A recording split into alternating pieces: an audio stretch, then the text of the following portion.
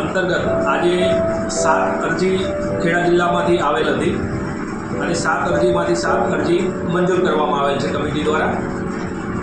રાજ્ય સરકારની સ્પોન્સરશિપ યોજના અંતર્ગત જે પણ અત્યારે બાળકો લાભ લઈ રહ્યા છે અને નવી જે અરજી છે 3 એ પણ આજે કમિટી દ્વારા મંજૂર કરવામાં આવી છે. અને સ્પોન્સરશિપ રાજ્ય સરકારની સ્પોન્સરશિપ અને કેન્દ્ર સરકારની સ્પોન્સરશિપના જે બાળકો લાભ લઈ રહ્યા છે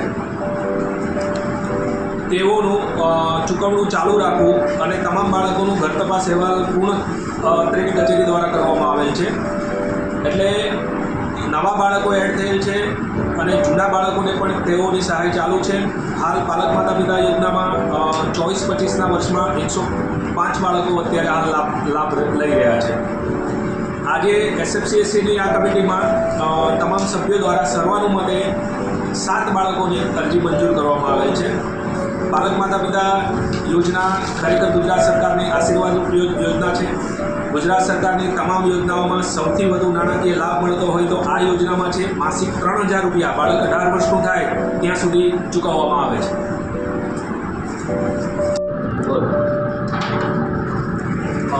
સરકારશ્રીની પાલક માતા પિતા યોજના અંતર્ગત ખેડા જિલ્લામાં હાલમાં 677 બાળકો આ યોજનાનો લાભ લઈ રહ્યા છે. ખૂબ જ મોટો આંકડો છે. અનાથ બાળકો માટે સરકારશ્રીની આ યોજના આશીર્વાદરૂપ સાબિત થયેલ છે.